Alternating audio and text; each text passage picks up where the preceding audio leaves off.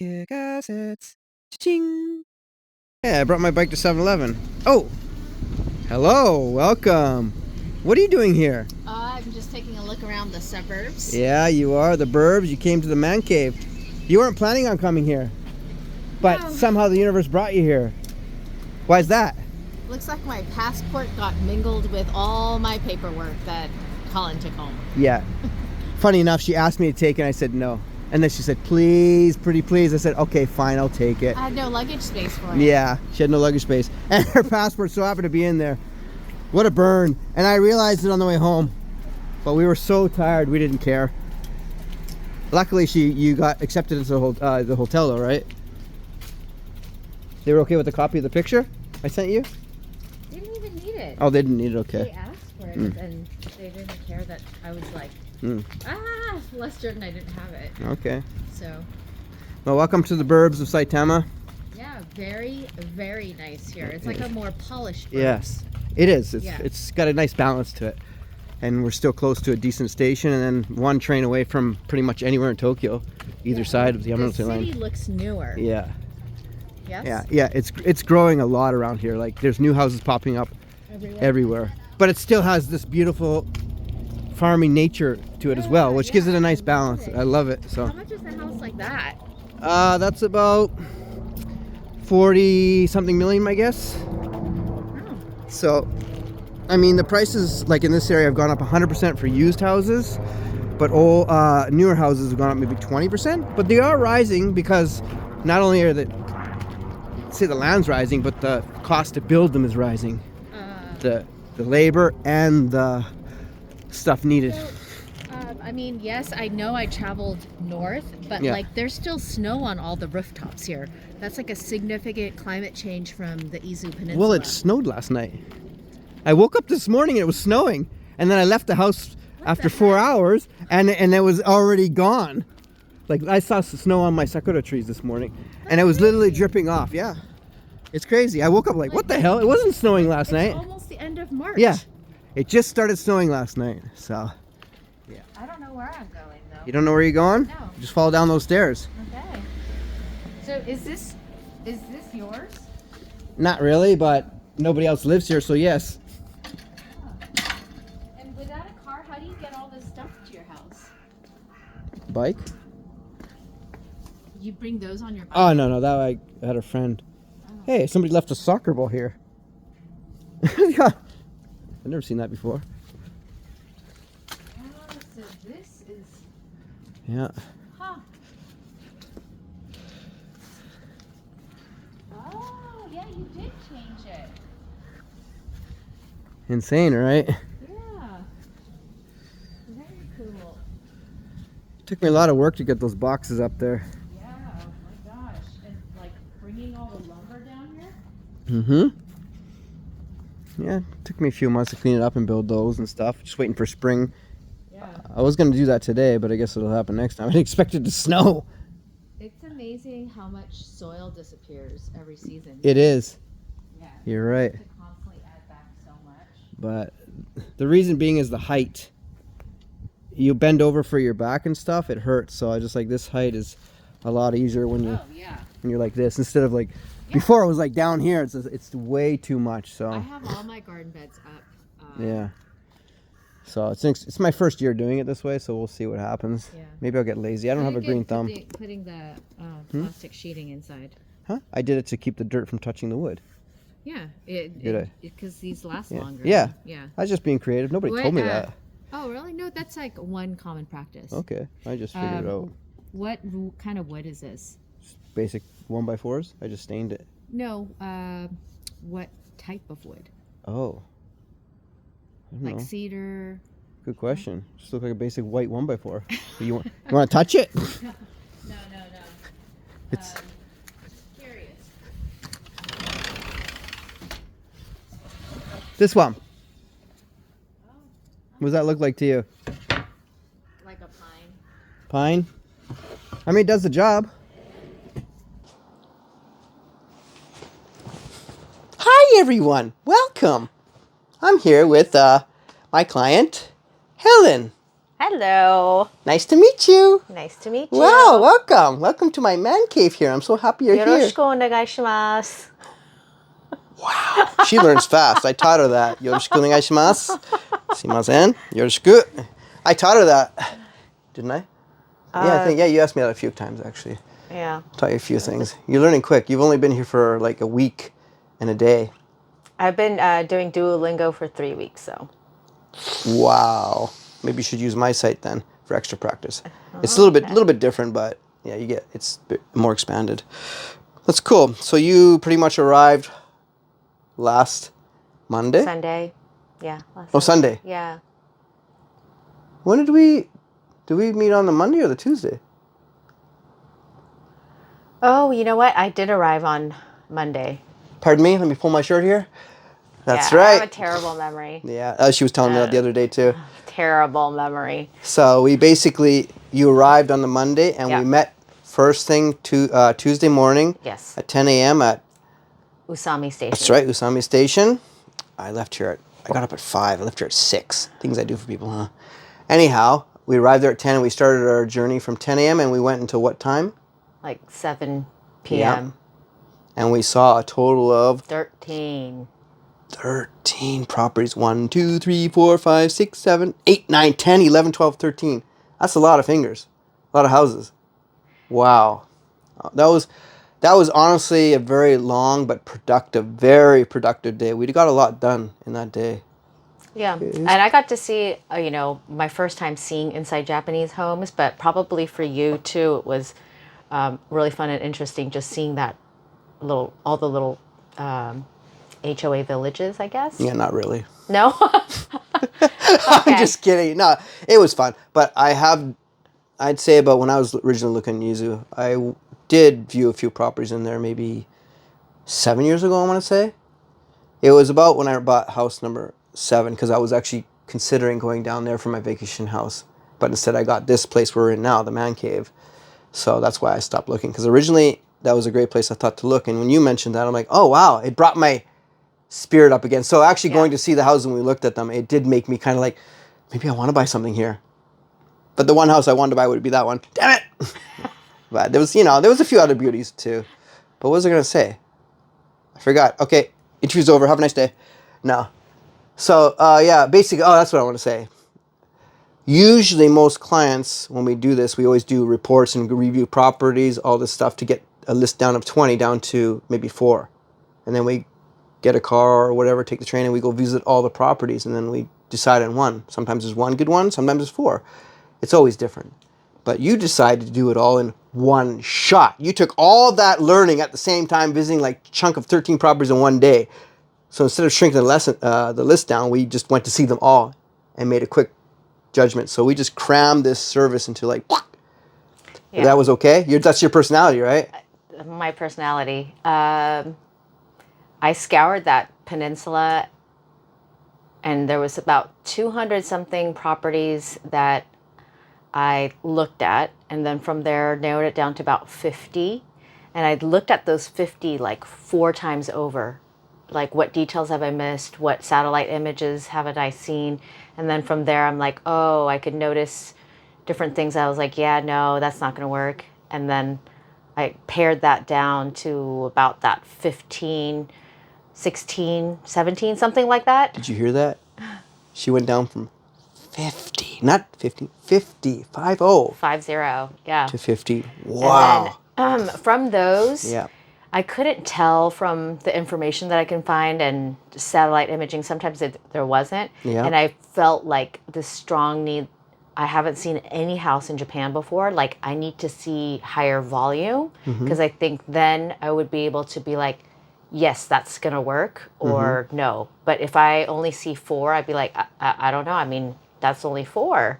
Yeah. So I really appreciate that you took me around to see so many houses. It was a new way of doing it, which is, I didn't mind doing that. The problem is it's a risk because I know that if you don't narrow it down, you might just get a lot of dead set and be the opposite effect.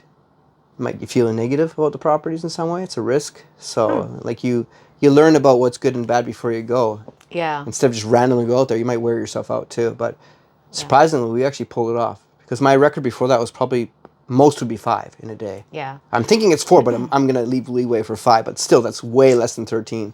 I feel like for myself, though, seeing the volume of homes actually helped me to decide on one, because I think like probably anybody else, for the budget that I have, I probably had higher expectations. And then by seeing a lot, I realized, you know, this is like pretty average, or this is pretty normal to be expected in this price range, or, you know, this is like, I'm doing good for this price range. Like it gave me better perspective about what certain ranges affords you on that peninsula, at least. Yeah. Yeah. Well, that's why it was a boot camp for you. You had to learn pretty quick. You had to make some, it's not only learning pretty quick, it's making decisions very quick too. Yep. And there was a lot that I decided to sacrifice willingly in order to get other things, because my priorities sort of shifted as I saw the inventory that was available. Yeah, and you know your budget, right? So you have a specific budget. I mean, most of the properties you looked at were in the 15 million to 20 million range, right? There's only one that was under 10 million.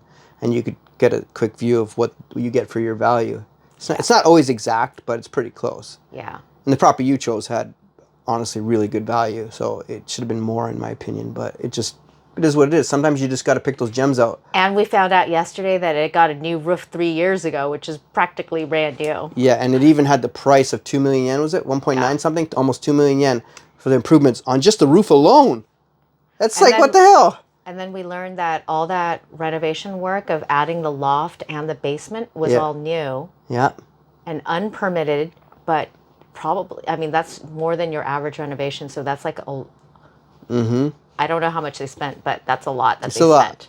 It's a lot. The renovations on the house cost a lot. So I'm really honestly trying to figure out where they made the money. I'm thinking you get it all for free, to be honest. Like, it's a gift. Just accept it as a gift. Because if this was in America or Canada, you would not get anything like that for that price. It's just unheard of. And the size of land you got with the forest in the background, not forest, sorry, the open space, and then the forest behind that. Because probably half the budget, or maybe a little less than that, they had to have spent that just to create the loft and the concrete, like, storage garage, you know? Yeah. Right? You just never ask. Because then you'd be like, then we might start, well, maybe this is too cheap. Then they'll start repricing things. So that's why you kind of just accept it. And even we still got a discount on it too, right? Yeah. Plus, we didn't have to pay agent fees. So I think you saved about 1 point something million, 1.2, was it? Yeah, around 1.2? I think. Or 1 point, no, sorry, yours is 1.15 million. So 1.3 million you saved on that. That's amazing. That is amazing, especially on a property like that. It's harder to negotiate on gorgeous properties because the competition was there. Yeah. And you had one more person competed for the house, but you won because you paid with cash. Cha-ching! That's right. Well, we don't know if that's true or not, but that's what he said. So. And it didn't really matter, like, if there was competition or not. Like, I think just the fact that you were able to have him agree to sell it to me, and then it was a done deal after that. Like, that's all that matters. Yeah, like, he liked us. Who cares about the competition? Yeah, no, of course. But he liked us. He picked us. Yeah, it's pretty much it. Because when we were talking on the day we saw it, he's like, he told us about the other person. I'm like, okay, so we're number 2 then? Or he's like, no, if you're cash, you know what, I like you guys, so I'll make you number 1, kind of thing. Like, because we're a guarantee if we go through, right? Whereas there's risks with the loans and stuff like that. So from a business perspective, or whatever it is, we just take it as a lucky time, you know, timing. Because he could have just said no, because some Japanese are very strict on their word. No, these guys are first. We'll wait till they're done. If they fail, then you can come in. But he would have risked doing that because we would have maybe chose the other property we were looking at. Because why would we risk losing a good property? We had 2 good choices, right? And in your shoes, I wouldn't want to take that gamble. It's hard.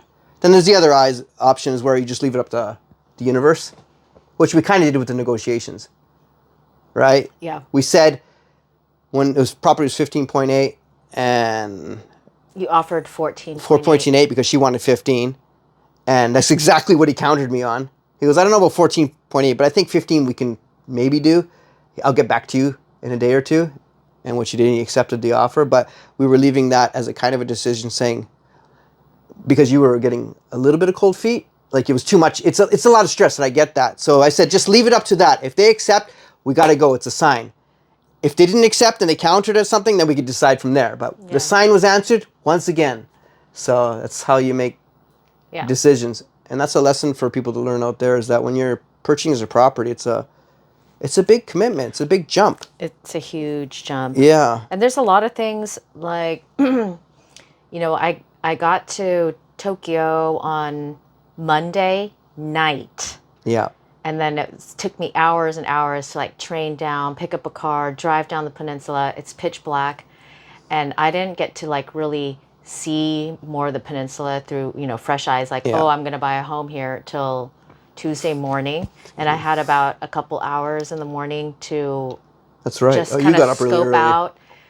And I drove around to several different properties, some that we were going to see later that day, but spots, different areas, like what does it feel like here? And I like quickly realized that morning and into the house showings, like you absolutely cannot live without a car here. And number one priority is drivability and parking. Yeah. And I was like, I could give up the views, but I must have these things for ease of living. Yeah. You need that, especially if you want to drive around that area. But, you know, those aren't things that typically, like maybe in a city, if people are hunting in a city and don't plan on having a car, those aren't things that they would consider. No, well, in the city, you have two things. One, you don't need a car as much, and the houses don't come with parking as much, so it matches up. Right. But out there, most of the houses had parking, so except a couple, right? So. But I had eliminated like 150 houses just based on it not having adequate parking. You said 50. 150? No, you know, I looked at like over 200 Oh, homes, your original was 200. Oh, so you actually decided that ahead of time then? I did. I thought you did. One characteristic I did. Okay. I did. But then even when a house said it has parking, then we get there and I'm like, this is not good parking. No. There's some are tight or whatever. Sometimes they say they don't even have parking, and they do have parking. I went to see a house the other day, and it says no parking, yet there's 2 parking spots. Oh, wow. Like there's one in the house, and then there's one that's just a dead-end street that you could use. So I was like, okay, weird. So you never know. You really never know. But most times they're honest about that. So they just don't know any better. Yeah. So. But yeah, in that area you need a car though, for those hills and stuff like that. Oh my gosh. Yeah, and it's a beautiful place to drive too, though, right? So it's not even really bikeable. Don't say that. I plan to do that someday. I was going to do that a few years ago. I'll do it soon enough. Maybe not on a daily basis. No, not on a daily basis, but like as a trip, sure. Oh yeah, as a trip. But you learned that when you spent there the whole week, because we decided pretty quick on getting the house. Like you literally landed on Monday night, and you're like, and was it Wednesday or Thursday? You're like, okay, I guess we're taking the house. You know? Yeah. She was having a mental breakdown, drinking, and she's like, God, what do? Help me. I'm like saying, just buy it. It's like, okay. No. Okay, she was way worse than that. I'm just under exaggerating. Just kidding. But anyhow, that was how fast that went. It's super condensed. Yeah. And then you literally drove around to explore more, and every day you're like sending him messages. I love Japan. I love Uniqlo. Oh, no, sorry. I love Nitori. That's what it was. I love Nitori. And Uniqlo. And Uniqlo. And Daiso. And Kane's Homes. Because you realized it had everything. Like, is this something you didn't understand before about Japan? Like these shops? Well, I haven't been to a lot of shops in Japan. And I've been to a lot of shops in Japan, like checking out malls and this and that. But like this trip is very different because I was evaluating Japan more closely. Like, is this really livable? Like, can I get all these things that I feel like would make everyday life comfortable here on the peninsula, like without having to travel all the way to a big city? And that's what I was finding out. And I was like, wow, Ito is a very livable city with plenty of like grocery stores and IKEA type stores and homes, like Home Depot, Lowe's type stores, and kind of like just when you want to be a normal everyday person. It has everything you need. It has everything you need. Yeah. And that's what I thought. I don't know who knows what, so I just, when I see stuff, I point it out. I'm like, oh, that's cool, you have that. Yeah, and like it's even better than I said it was for you, like the way you reacted. Oh, 100%. Like and maybe Nitori. And maybe, you know, the peninsula, like a lot of places, is like changing and it is growing. Growing, or there's new things being added, but the livability score was really quite high, maybe even higher than I had imagined. Yes, and it was higher than I imagined even before, so it's getting better. Yeah. I mean, why wouldn't it? It's a beautiful place. Yeah. It's I mean, like, I think that we shouldn't be peninsula- telling people though this, right? Okay, sorry, gotta go. Video's deleted. Have a nice day. See you. Well, should I share all the negative things? Oh, just kidding. I just wanted to get some wine. White wine. AKA water. Yeah. So no, It's not for everyone, though. You know what I mean? No, it's not. Like, anybody who's looking for like a big city feel and that walkability, like that's Yeah. not your spot. No, but it is close enough to the big city. That's okay. You All know? your restaurants, everything's gonna close by 8 o'clock. Like it is That's like true. a senior citizen town. Yeah. Just for my visual exam, Yeah. I would say maybe more than 10% of the population is like over the age of 90. Really? That's how old some of the Wow. like. Is that good or bad? Konnichiwa. I mean, it just Heren-san, genki desu ka? like in their stores, the adult diaper and medical supply sections are twice, 3 times bigger than like baby and diaper sections. Okay. It just gives you an idea of like how many retired and older people live there. Yeah, I mean, I'm curious to know why they're there. Are they originally there from the bubble period when they bought there, or are they just from that area? That's the hard part, because, you know, it was pretty popular in the 70s and 80s, and that's where a lot of people had their second homes, beisho in Japanese. It's like a vacation home or a second home or something like that. And then people don't need that anymore. They can't afford it. And also the monthly running costs is, why would they want to pay that, right? So especially when kids inherit it, like, oh, it's costing us money. We got to get rid of it. So that's why you're able to get I'd say a better property there for better bang for your buck, in my opinion. But yeah, you learned all these things that you're there for not even a week, you know? Yeah. You had to learn so fast. Lots of windy roads there. Yeah. You have to get accustomed to that as well. Yeah, we found that out yesterday driving through that one windy road where one accident happened there. Oh, and yeah. the whole And then the traffic was backed up. The peninsula is stopped. Yeah, it pretty much stopped. Exactly when we had to get down for our signing, we were an hour late because of that. The guy's like, "Are you?" So, yeah, You know? I mean, like... But he was okay. Kind of like island life. Yeah. These are some of the drawbacks when you're in an isolated, secluded area with, like, one highway that you rely on as your major lifeline. Yeah. There's other routes to go, but they're different ways, right? And they're far out. Yeah. It's going to improve, obviously, if it gets more popular. More trains will go down there. And you can see by Atami Station there, it looks way better than I remember it. Yeah. So, I mean, it's the risk of losing the sparkle of what it used to be versus improving it. Small town feel. Yeah, you don't want to ruin that. So it's kind of like, where do you draw the line? That's the issue with those kind of places. Yeah. Luckily, the nature is gorgeous, so that is safe. Because that area, you have hills, mountains, and ocean. So you got a bit of everything there. And that should be sought after real estate. And really beautiful rivers and waterfalls. Like, really beautiful waterfalls. That's right. And she even lives near a lake. Oh, and yes. And the house Where is right was by the that lake. waterfall? Was it I actually visited multiple waterfalls, just checking out. Yeah, like the whole inside of the peninsula. Mm-hmm. If you follow different roads, it has like different waterfalls. Mm-hmm. Okay. So, yeah. You should document that stuff. No, I don't want anybody to know. I was just testing. See, she passed the test. Don't worry. We're not talking about Easy here. We're talking about somewhere else. I'm just kidding. I think Google Maps has already showed everybody everything. Yeah, you can't hide these places. I mean, the thing about Yuzu is that even if you let people know about it, it costs money to live there. Like most properties you buy in Japan, there's no such thing as a strata fee or a kandihi, which is a management fee like that. Mm-hmm. But a lot of these areas... Association fee, HOA. Yeah. So, where you have to pay to live in that area. Now, it's a cost here, but the good point is that it's not nearly as expensive as you pay in Canada or America. It's quite affordable. Like, we were looking at houses between... Most of them were, I'd say, about, in American dollars, was what, $1,500 to maybe $3,000 was the range?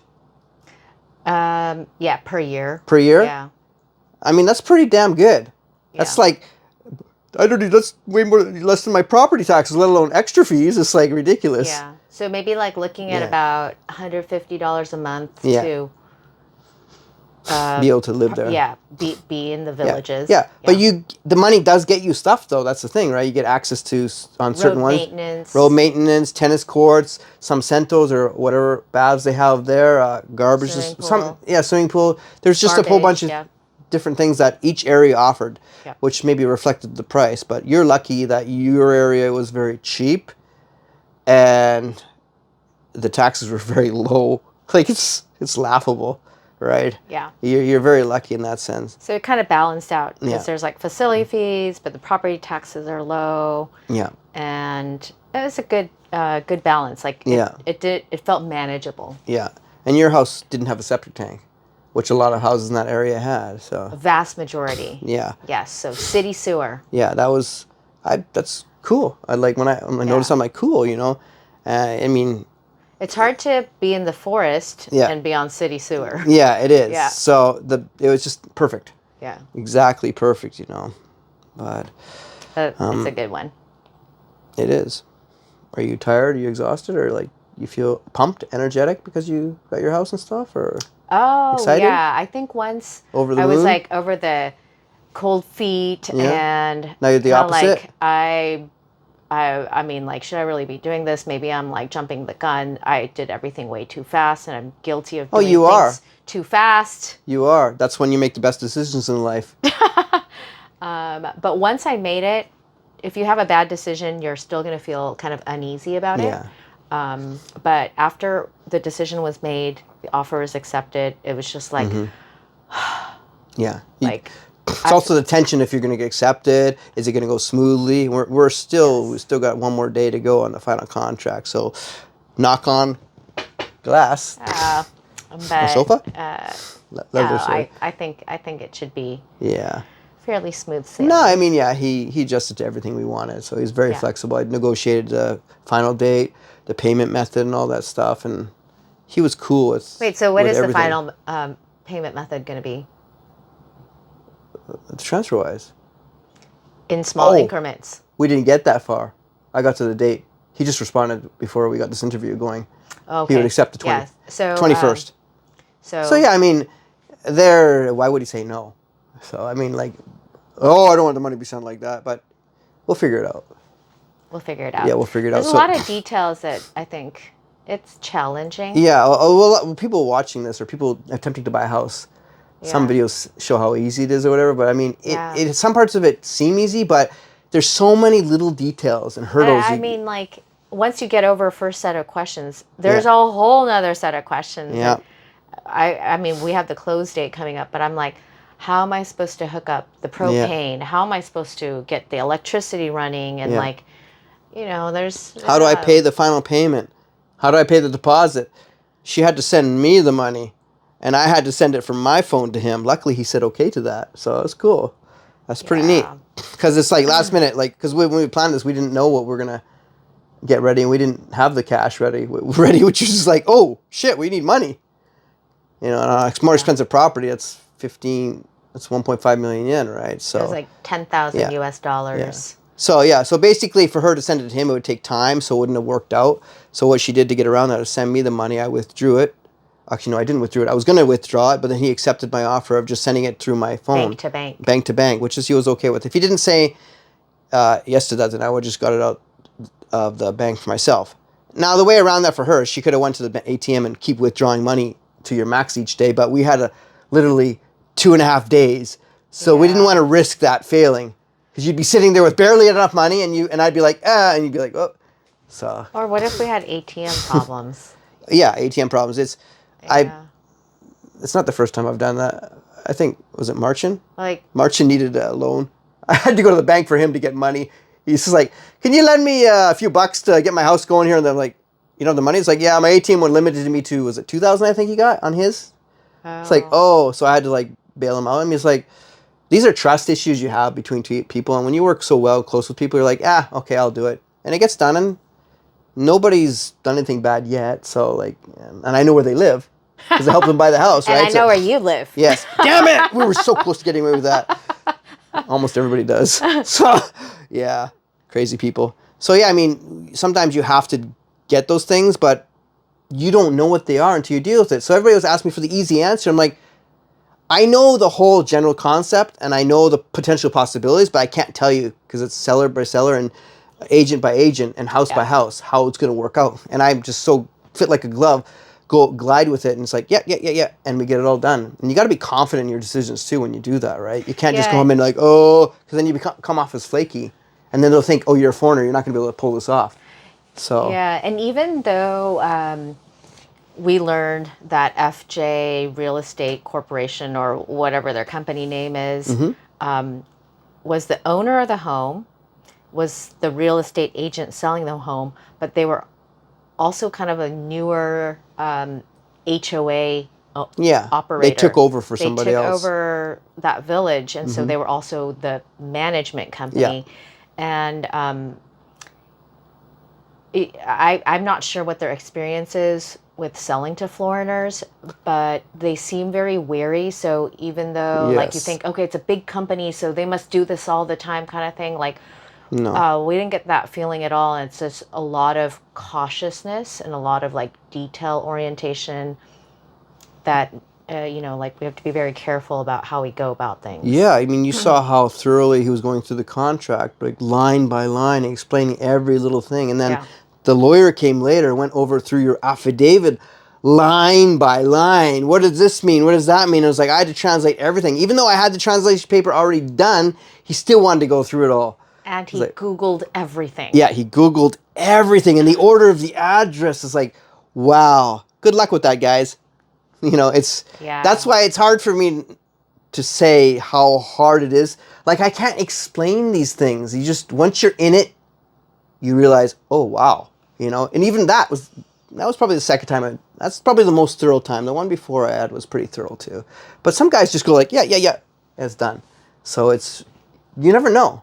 So everybody's thorough with a different arrow. Somebody thorough with everything. It's quite the experience. You can't teach people that stuff, right? There's a high level of emphasis on your permanent address. Like, where are they going to find you should anything happen? Yeah. So whereas like in America, you write your home address, an email address, and a phone number, but it doesn't work like that here. Here it's like they didn't ask me for my email address. I feel like if you need to reach me, you probably want my email address right now, but they didn't care about anything. They're all looking at me. They were just like, we just need to make sure the permanent address is perfect. Yes. Well, it's because they got me. Yeah. That I had to sign. Co-signer. I had to co-sign and stamp and sign everything as well. My stuff is more complicated than hers, actually. It's weird, but now they're all just kind of expecting that. I just love how every time they look at me like they're just assuming I'm gonna do everything. I'm like they don't even. A lot of them don't. I mean, some do ask like, "Are you okay with this?" I'm like, "Yeah, okay," like because they don't know the relationship we have or how the process is going, right? And on top of that, of course, they assume that I'm gonna pay her electrical bill as well. He was trying to hint at me, so the monthly bills and everything's gonna be sent to your bank account. And I'm like, "Oh, are they now?" So I had to verify all that stuff with him, because they don't have any clue about those middle companies that help you with that kind of stuff, or anybody who do this thing. He just assumes everybody's Japanese style direct has a bank account here. That's their assumption. They don't think outside the box or anything, right? So, and how do they normally bill people? So is it like something comes in the mail? No, it's directly from your bank account. That's why he wanted my bank account information. But how do you know what your bill is? You'll see the withdrawal in your bank account. Some companies will send you a receipt, or sometimes they'll have a detailed thing. Mm-hmm. So you can some services you get the bill sent and you just pay at a convenience store. But for something like a management fee, I don't think they create those things. I think that's just an automatically bank transfer. Okay, but like a water bill, the city would give you a receipt and details of like what you use. Yes, exactly. And they would mail that to you? Yeah, what the water people do is they mail you what you paid, and then it'll come out of your bank account. If not, you'll have something, the paper you can take to the convenience store. It's a little cheaper to get it done directly from your bank account. They charge you a couple $100 yen for the paper. But how do you know when your water bill is due? Like, so they send you a bill? Yeah, they send you a bill. Pay it by this date. Okay. And if you forget, it sucks. So that's why I like everything automatic, because do they shut off your water and electricity if you forget? No, they usually give you some warnings. but it's case by case. You know, if you have a water leak or something like that, and your bill comes extra expensive. I had that in this man cave here. Oh. I went to Vancouver for 2 months, and I came back, and my water bill was $300, which is not normal. And they're like, "Yeah, there's something wrong." And they came talk to me, and they said, if you fix it with a proper company, we won't charge you. We'll charge you what you normally charge, like what's your average kind of thing. And I did that, and Wow. Yeah, because I said, should I pay this bill? It's like, no, don't pay it yet. Even the automatic withdrawal from my bank account, they didn't do it. They waited. That's really nice of them. So where was the leak? It's just outside side of my house, and they dug it up, and yeah, I mean, it cost me a couple $100 to fix, but hey, So it's it just had to be done leaking anyway. underground. Yeah, it was leaking underground. Sometimes I could fix some of my own leaks, but this one was like, it was just too much possibilities for areas. So I'm like, I can't dig all the holes up. If it looks obvious, you can try and figure it out yourself. But yeah, basically, I guess during one of the earthquakes, there was a brick sticking out in the ground. The plastic pipe bumped against that. There's an old clay little pipe in there stuck. So, and that's what cracked it open. What is your average water bill per month? Are you into being me now? Well, I'm just kidding. curious. That was a joke, folks. Relax, take it easy. No, my average bill is about. Well, they charge every 2 months here. Yeah. So every it's 2 about months. for me it's about 8,000 yen. Because I take a lot of baths So 10,000 yen is roughly like $70. So yeah. So maybe like, so it's like $30 a month. no, isn't that like 50? 8,000 yen? Yeah, 8,000 yen. $56? Something like that. Yeah. So yeah, Okay. sorry, $28. Is that better for you? I said 30. So yeah, it's not bad. But that's because I use a lot for baths and showers and stuff. So, but if you live in a one-room apartment here, it's peanuts, right? If you don't use much water, it really depends what you're using it for. Baths and doing your laundry takes a lot of water. So, Or cooking. yeah, but not that much, right? You just tap on, tap off. Baths take an entire bathtub of water. And the washing machine takes a lot of water. So, yeah, it is what it is. And electricity is every month. And I'd say it's about $100-ish per aircon is my average. So if you have 3 or 4 aircons running constantly the entire month, it's about $400. Like if you have 4 of them. So like my bill, 4 plus general electricity. I pay in the winter months is about let me say yen, 50,000, 60,000 yen, which is like $400 American, $500 Canadian around there. Okay, for winter and summer months. But springtime is like 200-ish. Because it comes down a lot. And then I had expressed this to you yesterday, which I was like, oh, I'm not accustomed to paying those types of utility bills. So feels like a lot. But it's like you save in some ways, you end up having to spend in other ways. But you only pay what you use, right? Here. Yeah. You get base fees, but they're not that high. No, but I'm saying like, so being able to use it is going to be expensive. I mean, like, is it more expensive in America or something? Or? For me, it is. Okay. Yeah, like because I told you I have solar. Yeah. And okay, then, you have solar. like, if you have mild climate plus a good, well-insulated house, you're not running a lot of things all the time. No, in Japan, like double pane windows. I think if people don't already know, a lot of the homes, if not most of them, like, are not really insulated, and they have like single pane windows. So they are, but it doesn't even matter sometimes. And they're not efficient homes, so they... And the heating's done differently, right? So. So they suck a lot of energy. Yep. And I noticed, like, in the villa that I stayed, it was a traditional tatami room, but all single pane windows. So in order for it to heat, like, this thing stayed on for 4 straight days. It never shut off, like, because it never reached temperature. You know what Really? Never shut off. Wow, wasn't it a powerful one or week to week? Or? I mean, it was warm and comfortable in the room, but I never saw it ever like turn off. You know how like if you set a temperature, it turns off. Yeah. Then... Oh, I keep mine running 24/7 for my cats. So, but springtime comes around, I turn it off to get fresh air or clean it out and stuff like that. But so I was thinking like, oh wow, that it's the energy bill could probably get pricey. Yeah, it's different. In Japan, you usually use one room and everybody stays in the room and you turn it on. But when you first come here, and you can't afford this luxury, you're using fans and kotatsus and freezing during the winter like this. It's freaking cold. It's just a few flakes. You're like, but because you don't want to spend the money. If you're making limited income and you're trying to get by, that's one of the sacrifices. $100 back in the day when I was teaching English early on, that was a lot of money, right? So you didn't use things like that. Yeah, I didn't have an aircon in my house for first few years. But I mean, like, so you're budget conscious, but let's say like a person like myself who's used to all these like creature comforts of America and like temperature controlled spaces. Well, I'm used to them, but you have to sacrifice when you don't have the money, you know? Yeah, but we might be surprised, like if you generously use the air and the heating, and then you're like, wait, what's this bill for? Like, it could be a little bit of a sticker shock. Yeah, you get used to it. Yeah. But then again, be appreciative that your dollar is way more valuable than the yen at the moment, so. At the moment, but who knows how it could change. It may change. That's tomorrow. You know, it is what it is. But yeah, those are things you just learn as you go. And then you got propane gas on top of that, where you have either propane gas tanks or built in the city. And that was obviously going to be tanks, I believe. So LP gas. Yeah, all the homes out there. Yeah, LP gas. So that's a little more pricey than regular city gas, but you get to choose the company you use. And if any earthquakes happen, you'll be good. No pipes will be broken. It'll be right to your house. So that's one of the benefits that they always say. If your tanks are full, then you've got like hot water. Yeah, you got everything. Yeah. You're good to go. Yeah. So these are just things you learn as you go, but just warning for people out there that, remember, this isn't America, this isn't Canada or wherever.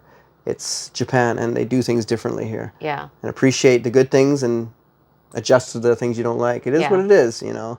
And I even learned like other things, like if the viewers have seen the cabin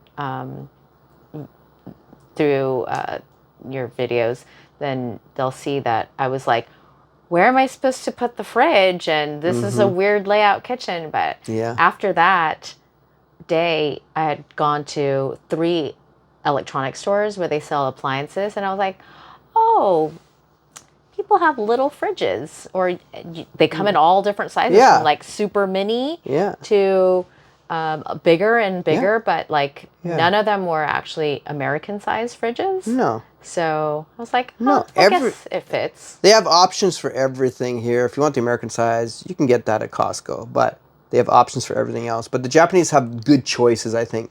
It's all you need. Size. It's all you need. Yeah. Like, there's so many. It's like, sometimes I can't decide. It's so nice, you know. It's just fun to look at all the options. Even if you have a fridge, you're like, that one looks nice too, though, you know. Yeah. So, and then you always have backups of secondhand stores if you want to get creative with designs and stuff like that, which I know you like. But that's their fun of it. appliances are very affordable. No, they are. Like one of the fridges that I saw, and I was like, oh, I think this is a good size. It's not so small, but it's not ginormous to take up that space. Yeah. I think it was 100,000 yen, so that's like $700. Yeah. And it's like, fridge for $700. It's not like that in America? America's more? Yeah. I mean, every fridge that I've bought costs like $3,000. Wow. Hello, would you like some water, Helen? Would you like a back massage? I mean, yes, you can. That's get quite expensive for a fridge. But I would say, yes, you can buy cheaper ones, but if you kind of take the average of what's out there, most people are spending minimum like $2,000 to $3,000 for a fridge. That's a lot. That's like 450,000 yen. I mean, there are fridges that cost that here, obviously. There's a lot of choice here what you want. But there was like, let's say... But for something decent, 100,000 yen is fine. I saw the washing machine dryer that I was like, okay, I think I like this one. I figured out from all the signs, like, I mean, there's so many numbers and statistics, but I was looking for one that has wash and dry in one machine and is fast. That's hard to find, I thought. So I found... Oh, you found one? Like a top-of-the-line Panasonic. Okay. It was a front load. Yeah. And it's called a drumski. Drumski. And it had a 98-minute beginning to end cycle, wash and dry. Really? Yes. That's fast. Yeah. So for here, I mean, especially here. I looked at all the other ones. It was much longer. So I was like, okay, this one is good. So there was 2 of them, a white one and this like other taupe colored one.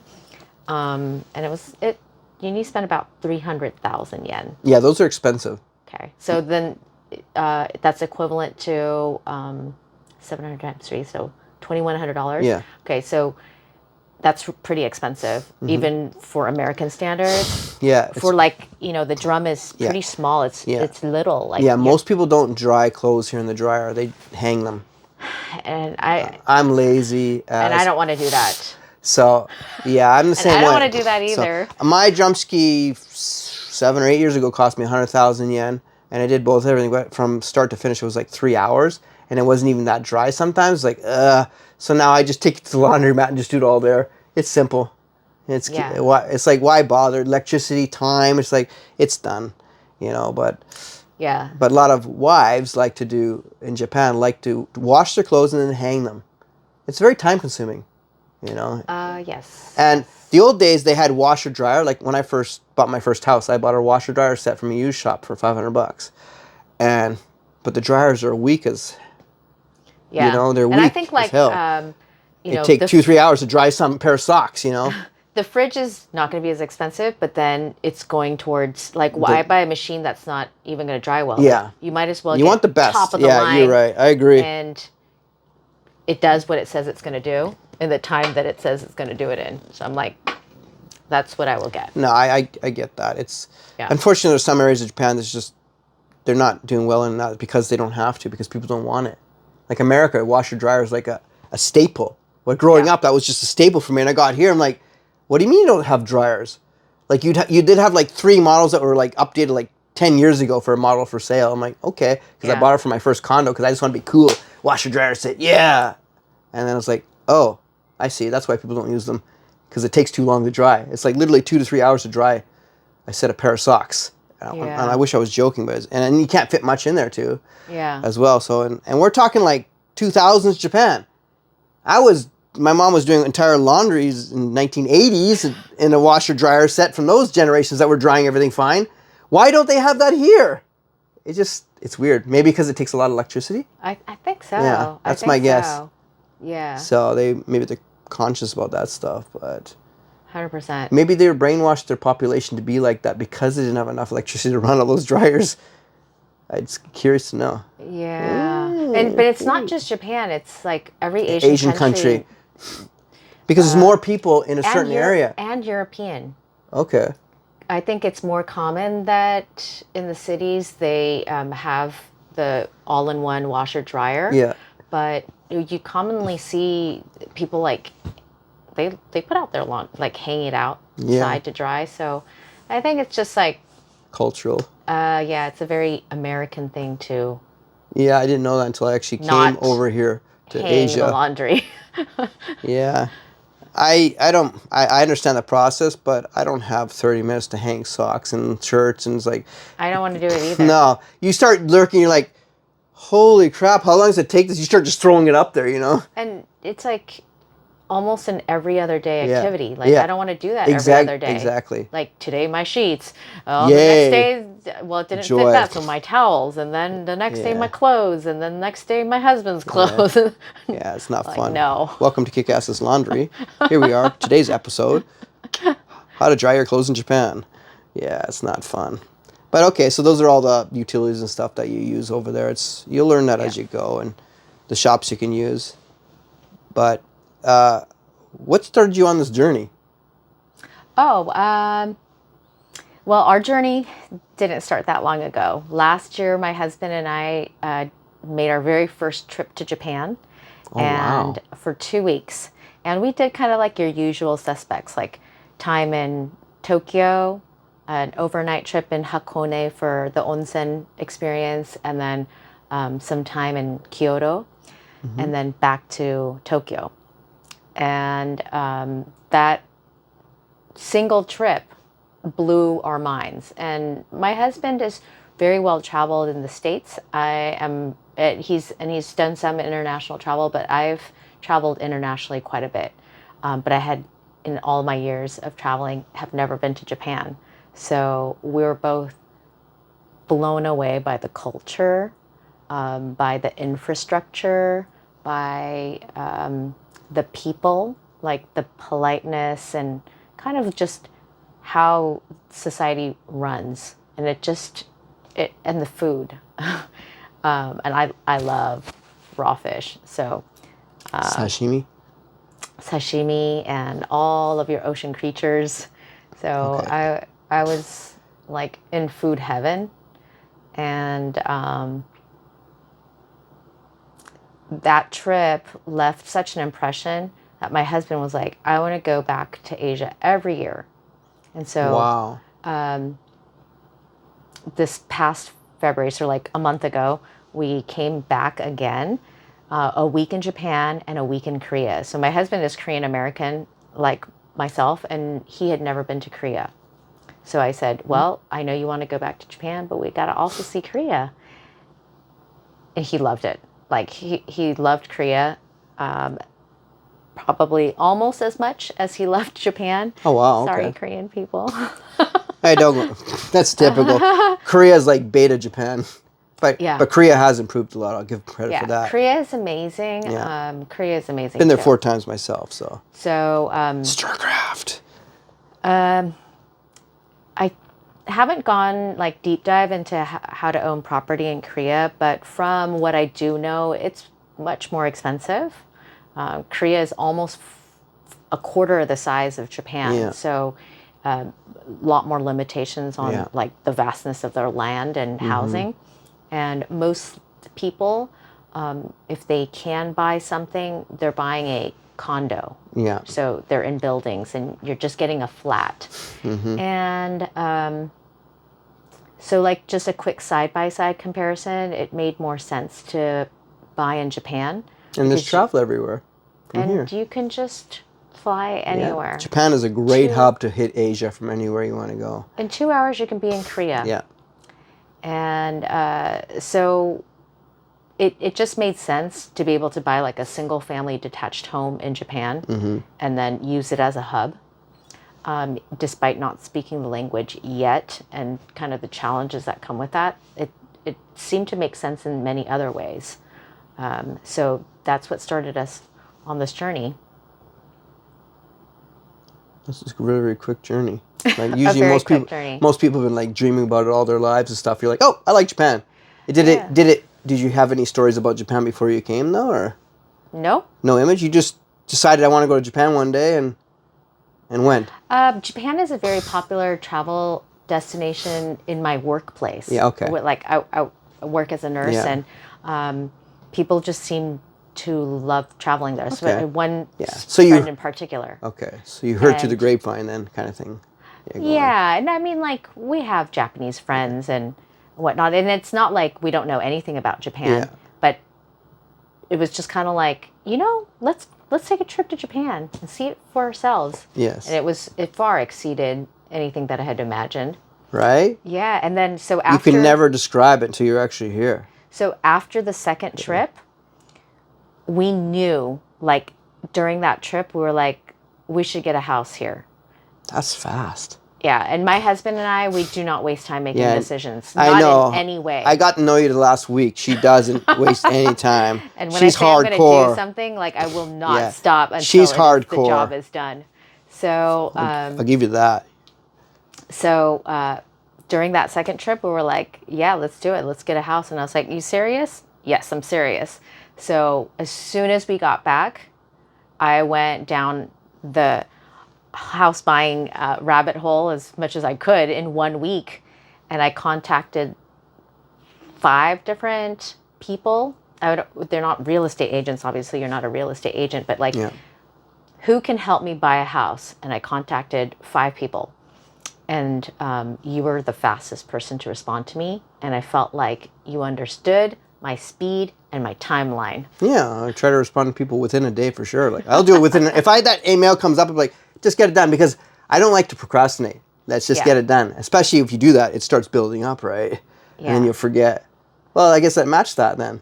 Oh, completely. But I have so no like the idea. temperament, I think, Yeah. matched. And when you're in another country trying Yeah. to buy a house in another country Yeah, and you don't have any information, yeah, like it's like you're trying to lead someone to in Yeah. the dark.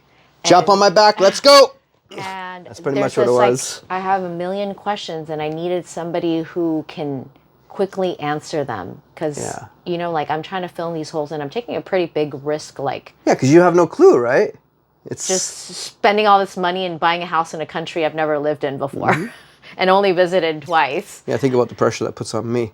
You got to make you love the country, right? But no, it's a big jump and a big step for somebody to do that, and I don't know. It takes balls, for lack of better words, but you have to have that to want to make that jump. And I'm like you that way too. Like, just let's get it done. You can just second guess yourself forever, but you live one life. And as we're getting older, it's like, you know what? Just do it. Yeah. It's just get on it. Let's go for it. And if you love it that much, why not? And you had to be pretty trusting, because without knowing me and just like my little blip on an email, you kind of have to sift through your clients too. Like, what if I'm like flaky, or I'm like, oh, I really want to do this, and then next week I'm like, no, I changed my mind. Yeah, I get that. That's the hard part. And I'm trying, not as a business person, but as a nice guy, I'm trying to be nice to everybody and just be cool. And I try to read most people. I'm pretty good at it, but there's still, like you said, there are flakes who are just really good at doing that, and then they suddenly change on you, and it's like yeah. But I mean, even myself, I felt like I could easily get cold feet. Yeah, no, it can happen. That's the thing. That's why I constantly warn you all the time. Yeah. Are you sure about this? Are you ready?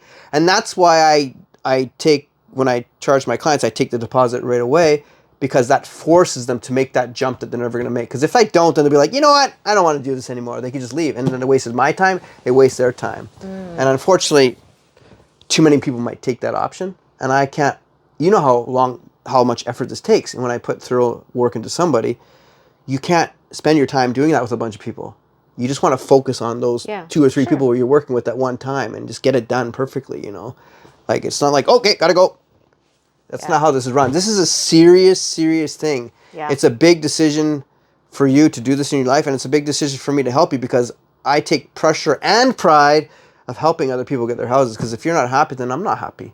So, you know, I can't say, that you're on all my paperwork for the rest of I know. There's also that. It's like, shit, okay, see you later. It's not like, oh, you bought this thing that broke, now I don't need you anymore. Screw you. I'm customer service that actually answers the phone, and I'm not AI. And I'm not in India. I'm right here. And it's in perpetuity. Yeah. Which way? Perpetuity? Yes. It's forever. Oh, it's forever, yeah. It can be anyways. You're on the line forever. Yeah. It's supposed to be a good meeting, not a bad meeting. Like, do I get 3% of your house? What? Like you can stay there anytime. Yeah, I'm Kevin O'Leary from Shark Tank. 3% royalty on your house property. Yeah, so I'll help you buy that. Take it behind the barn and shoot it. I'm just kidding. Sorry, if you don't know Shark Tank. Any more questions? What do you mean? We're just getting started. That was like question number 1. Really? Oh my gosh, this is a crazy long interview. Did you hear that? She's like 1/8 of my longest interview right now. Oh, and maybe 1/3 of my shortest now. Questions? Okay. No, that was a good question. It was a good answer. I almost fell asleep during it. I'm just kidding. It was perfect. You're very energetic and very straightforward, which is the best people to work with, because those are the kind of people I want to help. I'll help everybody, but I like helping people like you who are decisive like that, because you understand where I'm coming from. Because in this business, when you're dealing with Japanese, if you hum and haw about things, that's a red flag for them, and they won't deal with you. So you risk that happening. So at any time, you gotta be kind of a yes person to them, and be ready to jump when they say flexible, because you can't expect them to do that for you. Mm-hmm. They not only won't they do it, but they don't know how to do it. Like you saw during the process how they're so whoosh, whoosh, like this, and they're like, huh? And I have to use my Japanese to convince them, this is how you do this, this is how you do that. And they're probably thinking, how do you know that? Just trust me. You know, like I always say, I've done it once before. Like I've experienced, or I bought my own house or something like that. But even then, they still have to verify with their people around them. Yeah. It is what it is. So if you have any flakiness or undecisiveness for that, you're like, oh, okay, maybe we don't want to do this. You know, so you came in with that attitude, which was really good for them and for me especially, because I'm putting my reputation on the line when I say, yep, this person's serious. And then suddenly, oh, sorry, actually that person wasn't serious. I lied, you know. Yeah, and I imagine it's easier for you to work with clients who are seasoned home buyers, meaning like... It does help, but most people aren't, right? Really? Yeah, a lot of people just dream Japan because they can't afford in their own country, so they come to Japan to save something cheaper, right? Okay. I mean... Or they bought one house, Yeah. They haven't like when you say seasoned, like they bought lots of real estate.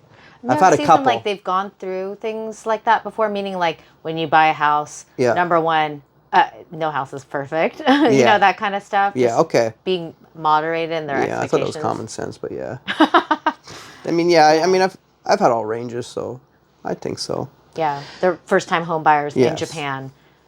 All right, question number 2. Who was more about buying the house in Japan? Was it you or your husband? We're pretty equal. Pretty equal? Yeah, we're like a really good team. So when we decide That's something, great. it's not like one person's convincing the other. Okay. We decide and we're all in together. Yeah, you got to be on the same page. It's a big jump. I mean, when I was getting cold feet, my husband was like, "It's okay. I know the house isn't perfect, but you've searched long and hard, and like I think you're choosing the best one from all the ones that you saw. Like you're doing the right thing." Crazy. The house was perfect. The meaning of perfect changes between people. Okay. Yes. Yes. Yes. It was perfect in the sense that it was perfect, but it wasn't exactly 100. It was 99.9% there. Okay, you happy now? Yeah. Does that make you feel better? Yes. Okay. So what did your husband overall think about your decision on the house? At first, when I sent him the video, Because we sent him the Of 2 the videos. house? And we came 2 videos, That's right. yeah. We actually came down to 2 videos and we sent them both. Okay. yes, Give me and your then I opinion on said them. like, let's talk about the pros and cons of each, and then like let me also fill in the details of like the neighborhood, this and that. And my husband was like, "Oh, is that loft space like something we would use often because it's like a full ladder climb up and down?" And I was like, "True, I don't know, and if we get older, but I mean like we're not gonna be old for a while, like probably like 20 years we could still like 5 climb years? that ladder." Oh, 20 years? Okay. So, you know, he like pointed out some things and we like worked through it, and then we like accepted things as they were, unchangeable, and still decided like, in our situation, despite that I have an extensive history doing renovations on homes, I was still am pretty intimidated at taking on an entire, like a full gut remodel. Yeah. Living in America. And like, how is that going to get done here? Navigating that, overseeing it. Yeah, that's why I usually help my clients do that. But it sucks when they're far away like that because I can't actually go to the house. It's just, I just negotiate over Zoom and stuff like that. But here, if it's in this area, I can check it out. And I think like, that definitely It gave can me be some stressful. anxiety. Yeah. Like if I was living in the house and renovations taking place, like I would just feel more comfortable. Yeah. But at least both houses we were looking at didn't need that. Like they're opposite under. There were going to be both pretty much new. Yeah. They were Either both one was new. already done and one was in the process of being done. Yeah. New kitchen, know. new bath, Yeah. everything. So, going back to the question, we digressed. Yeah. My husband, I mean, like, he was like, both of them are great. They both have great points. And I see your valid points of pointing out, like, their cons. But he's like, but either one is going to be great. So you pick. That's what he told me. He left you the choice. Yeah. What a smart husband. Oh, he's very smart. Yeah. Yes, dear. Yes, dear. That's how it was. No, I'm just kidding. And he knows that I'm, like, nitpickier than he is. So. Yeah. He was Well, like, that's better than to let you decide because that way he can't get blamed for anything in the end of the day, right? I'm not going to blame him. Happy wife, happy life, they say. So, yeah, he was very integral in, like, sealing the deal. Okay. Because, you know, I was like... Yeah. Well, that's good that you have the support like that because if you have... Everybody's too negative, then nothing will be decided and you'll never do anything. Yeah. I've been down those roads before and it's like you try to be the positive light. But if I can never imagine having 2 negative people, nothing gets done or what. Yeah. It's good because you got to know people need your support in big decisions like that. And you know, from my side, I don't want to rush you on your decisions as well, right? You know that. Right, and that's not your job. No, it's not my job. But you come across some clients who have a good deal in front of their face and they're very indecisive, right? You know, they this and that, and they get too negative on a good thing. And it's my job to line up to say, hey, look, this is actually really good and you're really lucky and you're just overthinking it. You're getting too negative on it when you should be... if it was me, I'd jump right on it. So the hard part for me now is not to push too far where I make them feel like I'm telling them what to do, but also give them a slap in the face to actually like, hey, this is something good. Because you're not from here, you haven't the experience. So I've seen thousands of properties. Okay, I haven't seen 1,000, but hundreds of properties. That's more realistic. But still, it's a lot. And I could tell the difference.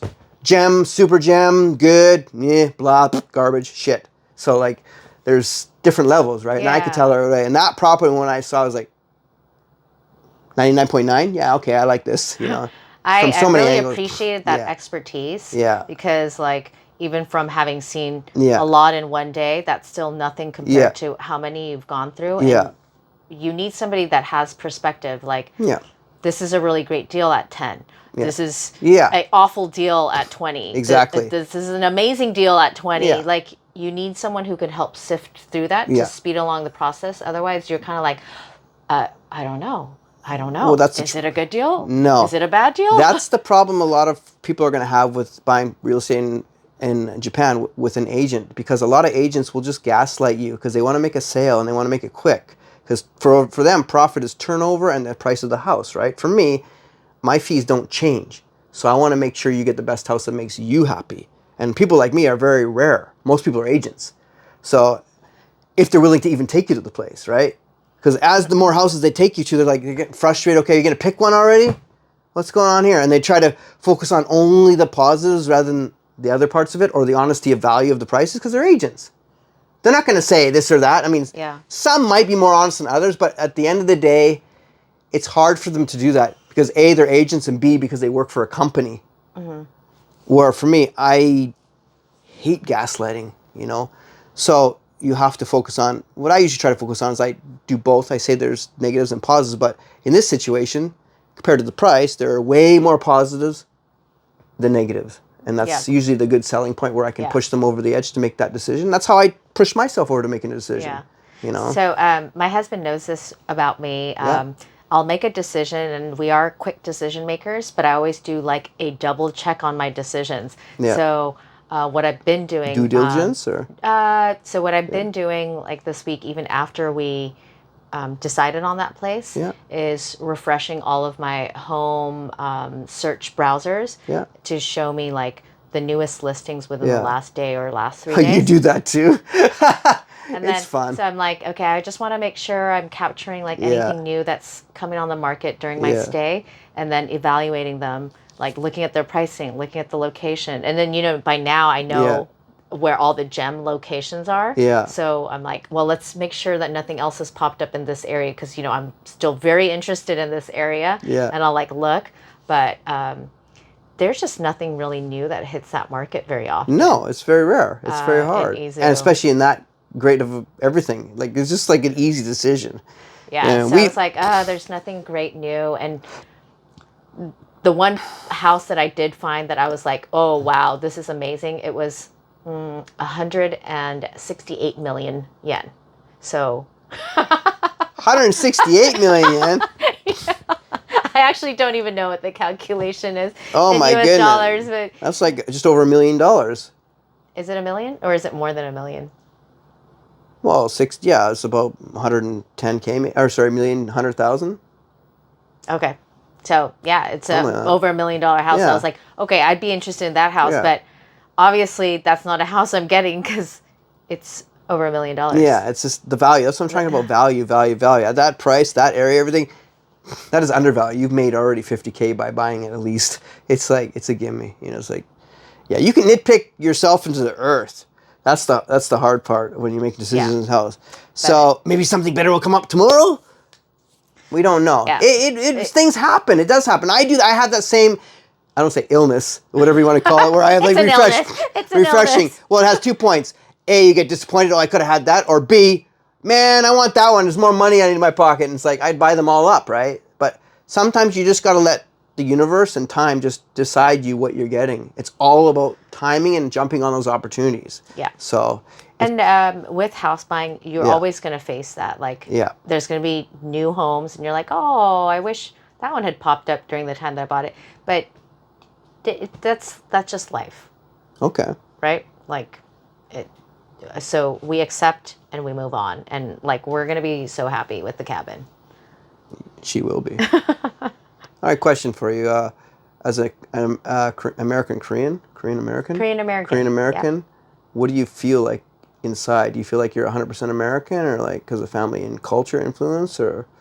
I think that I represent a very large number of people like myself that are American born or Canadian born or Yeah. Australian born, or maybe, your family's heritage is different from the country of birth. Yeah. And if people are like me, then do you kind of feel like you are open to a lot of new ideas and cultures because you're used to You're already inborn in a different culture. Yeah. In another culture. Yeah, like you've already gone through a lot of those like cultural identity crisis type stuff, and it's like if I had to sum up, am I more Korean or American? I'm like, well, I don't know.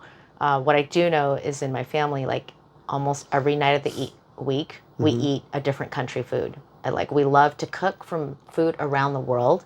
Like we love traveling the world, seeing new cultures. We like to try to take the best of cultures and leave behind things we don't like. There's great things about the Korean culture, and there's things that I don't like as much and I don't relate to. Okay. And the same way, like in American culture, there's things that I think are amazing and things that I think could use improving. Yeah. But, so our family is a hodgepodge Okay. of different things that we've seen from different cultures, and we're just make our own culture in our own family. Just curious because Asian cultures seem to be quite tight and stronger than maybe other white cultures, I call them. Because like I'm part, I think, Ukrainian maybe, and part Viking or English. I'm not sure. Something in there, but I don't think to myself, oh, I'm Ukrainian or I'm this or that. Yeah. Like I'm human. Like I don't even think I'm Canadian anymore. I'm more Japanese in my personality. So I'm just curious how that affects you as a Korean. Yeah. Your parents came from Korea? Yes. Okay, so you're first. So like mine's, I'm probably second maybe. So as you get more farther down, your upper things don't matter anymore. Yeah. I mean, maybe some people like myself that are American born like really strongly feel that they're American. Okay. But I don't feel like that as much. Like I feel like part Korean, I feel American, and I feel kind of like other.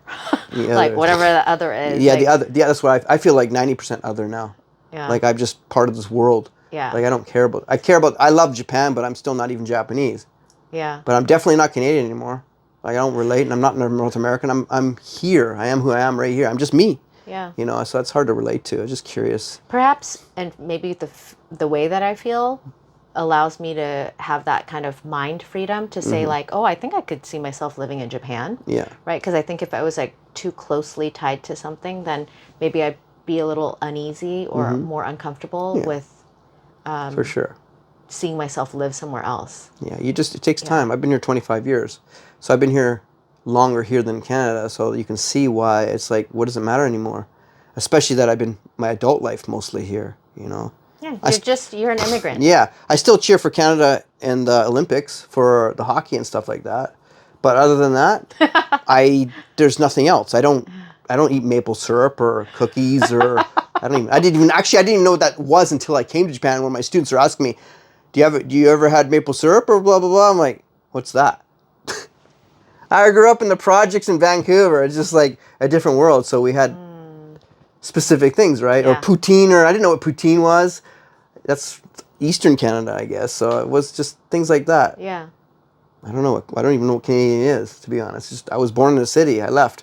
Yeah. That was it. So we're West Coast, so I guess we're kind of similar like that. Yeah. And the rest, but okay. I just curious to know like different people how they feel when they grow up in a different culture. Yeah. So even like for us, buying a home in Japan doesn't mean like, okay, now we have to live here for the rest of our lives starting this date. You can do whatever you want. Yeah, I love that it's the freedom. Can be a little bit here, a little bit there, and it's just nice.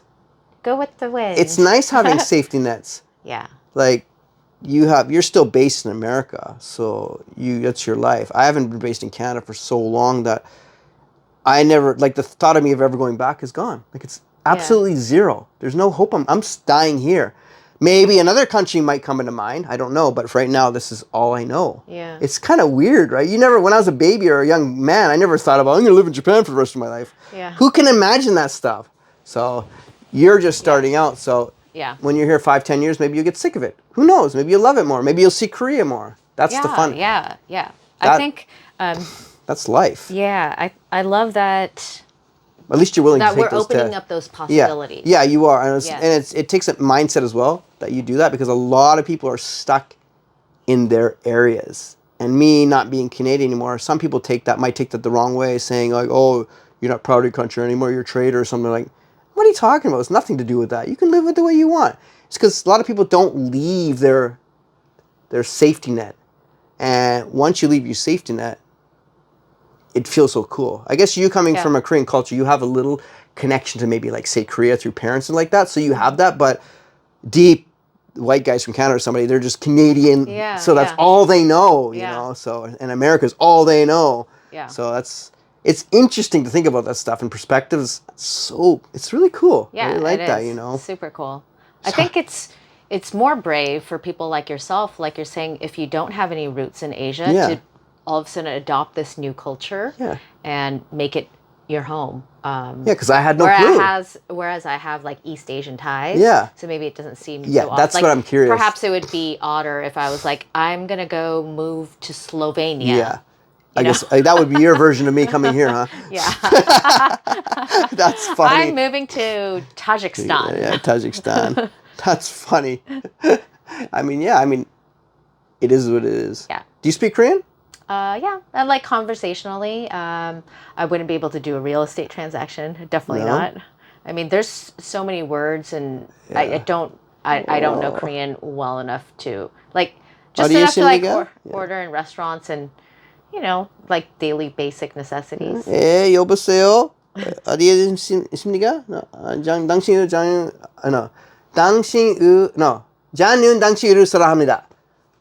당신을 사랑합니다. So, that's pretty good pronunciation by you.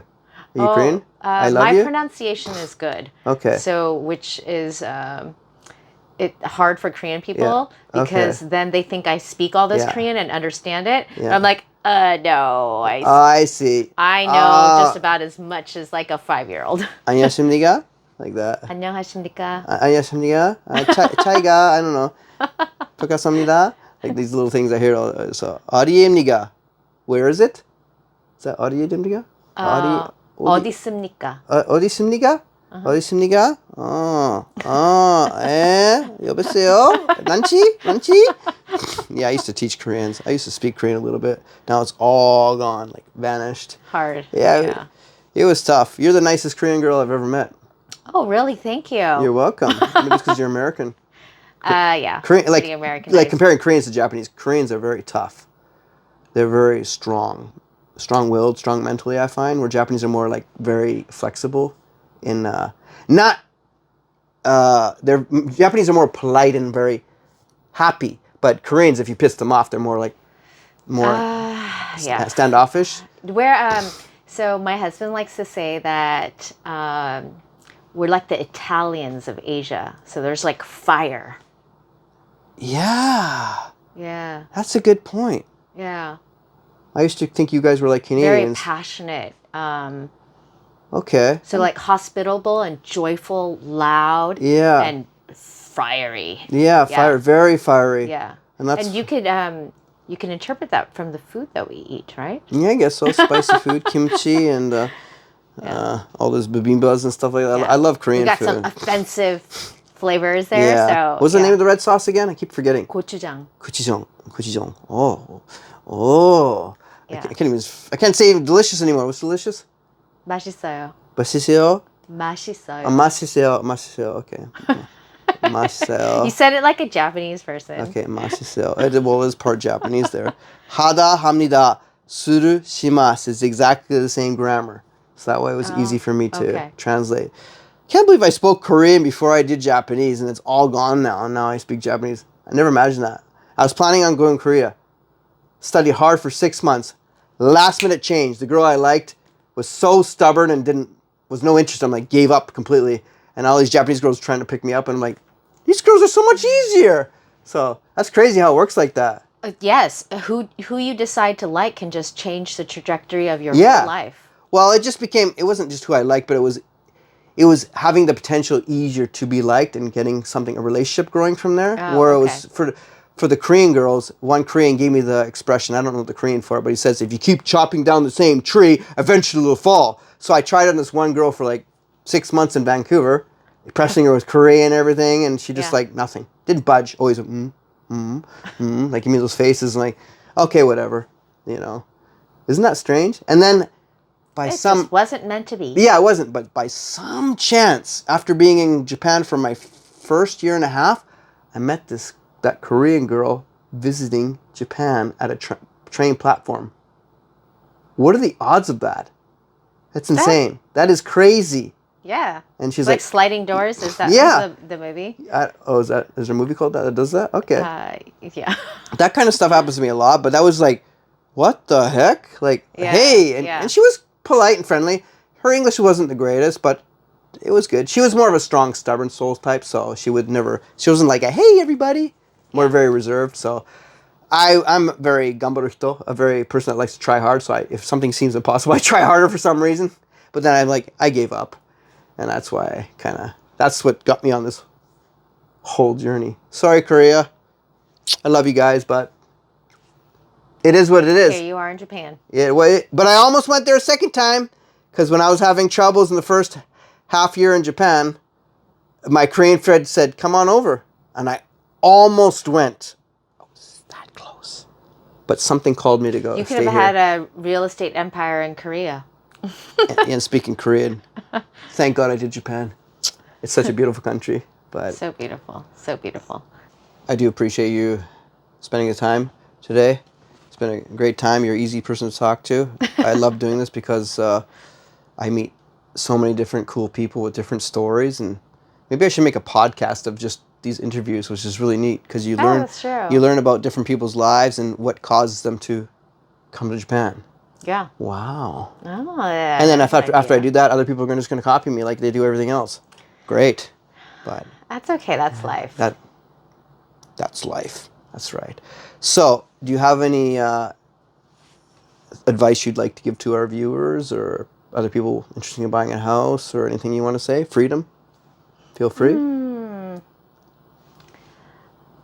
I don't know if I have advice per se. I think, I just have my journey, which hopefully will help people decide if it's the right move for them. Mm-hmm. And if they relate to me, my stage in this life, that kind of thing, then it'll be useful information. Yeah. As they sift through, because we're in a wave of a trend, right? Yeah. Which is there's a lot of media portraying the cheap houses in Japan, Yes. and then there's just people love traveling to Japan anyways, but the portrayal of Japan in certain ways that maybe idealizes it, and then it's trendy to get a house in Japan. Yeah. But that's the wrong attitude. That's not going to be right for most people. So you kind of have to choose for yourself. Am I enamored with this trend, or is this actually right for me, my lifestyle, life expectations, and make sure that all aligns. And the people around you. Before jumping into something like this, because it's a big step. Yes. For me, it aligned as in, oh, I didn't know you could buy a house in Japan without being a citizen or a permanent resident. Yeah. So it piqued my interest, but I think buying a home here aligns with a lot of things my husband and I are looking for. We're almost empty nesters. Yeah. We're looking for a little bit more freedom and flexibility in life. There's a lot of things. So beyond the trendiness of it, it checked out for us. The only thing is we need to learn the language, so that's going to be a struggle. And I think people moving here should probably be very, very intentional and intensive about language study, because it's not a culture to just continue being American. And you can't treat it lightly here. You can't just come over as a joke. Do you expect somebody to immigrate to America and never speak any English? That's the funny thing. Is that they're flexible here in some ways, but in America, you don't speak English? They're not going to speak to you in Chinese suddenly, Yeah. Okay, that's maybe they will. Extreme challenge in any culture. Going to a country where you don't speak the language, you better probably make plans to speak the language sooner than later. 100%. Yeah. It's a great attitude to have. You got to come here with the right attitude. It's very important. And because it's a trend, like you said, people just come over and think they can buy a $5 house, and it's not going to happen. Yeah. And it's insulting to the Japanese. It's like Japan's been cheapified because of a lot of these YouTubers and articles. Yeah. You know, and that's wrong. You know, Yeah. and then people have the image like, oh, this $50,000 house and that's $70,000. Well, is that valuable? I'm thinking, dude, how much does a house cost in your own country? It's like, why is it so lopsided like that? Yeah. And this is a great country. And you don't want to just own a home, right? Because No. yeah, it has to align with like, are you going to be happy living there? And I think like if you haven't lived in another country before, I have in different contexts and different lengths of time, but you know, there's like waves of homesickness and culture shock that you like have to work through. And if you're not mature or ready for those things, you may be very unhappy that you decide to uproot and try to build a life in a culture you didn't know or like know what you're getting yourself into. So, you know, those are just like maybe words of caution. Okay. Perhaps. Yeah. It's not to stamp on anybody's dreams. I just want them to do it thoroughly and be confident when what they're doing. That's all the Japanese want as well. They want somebody who comes here who's serious about coming here and not half-assing it. And a lot of people are flaky, unfortunately, and that's a stereotype Japanese have of foreigners, is that we're flaky. Yeah. And that's why you have to convince them you're not. And then once you do that, break down the barrier, you're in. So yeah, but I'm saying like beyond purchasing the home, but it's like the culture? Like, are you going to be happy there? Like, who cares that you bought a house? Oh, like, you mean for the people themselves? Yeah. Yeah, they have to. That's something they have to decide on their own, right? Right, yeah. You can't force that. Yeah. Why are you moving like, to Japan? Buying the house is only the step one, I guess, if you will. Like, have you thought about all the other things? Yeah. You got to love living here. Yeah. Immerse yourself in the culture and the society. Like, you know, and eating all of the creatures of the ocean. Yeah, whatever you want. Japan has options, right? So yeah, it is good. Yeah. But yeah, no questions for me. You're okay? Did I answer everything you had? I am on and off camera. On and off camera. Yeah. Good. And more to come. Great. Just kidding. All right. But, thank you, Colin. You're welcome. I couldn't have gone through this process without you. All right. Thank you so much. Thank you. Appreciate it. She likes hugs, so you're the first person that's actually hugged me. Really? Out of all my people. because it's not a Japanese thing to do. Well, I mean, even with clients. Oh. I don't think so. Like on camera, especially. Yeah, no. Wow. Like yeah, it was kind of like. I mean, I can't do that for my clients. Like, what the hell, you know? But no, Japanese don't hug. Right. They're very like, oh, what's this? Some do, obviously, but on average, they don't. So. Yes, there was one day that I shook somebody's hand and they thought it was very strange. Yeah. Well, Japanese is just like the... So don't shake people's hands here. You can't. Hai, wakarimashita. I touched that word yesterday. Wakarimashita. Wakarimashita. Hai, wakarimashita. The house is now mine. Hai, wakarimashita. Just kidding. All right, guys. Thank you for watching. If you want to... Thanks for watching. Oh, sorry, I cut you off. Oh, no, I was just echoing you. Okay. Thanks for watching. You missed it. And hit like and subscribe. Oh, my God. That's not allowed on this channel. We don't say that around here. Oh. Okay, sometimes we do. I've said it once, I believe, before, but I appreciate that. Thank you. So if you want to sit on this very sexy, comfortable sofa, like Helen here, then... And check out Saitama. Check out Saitama. Yay. Then send me a message. Look forward to hearing from you. See you later, guys. I'm still smiling. All right. That was awesome.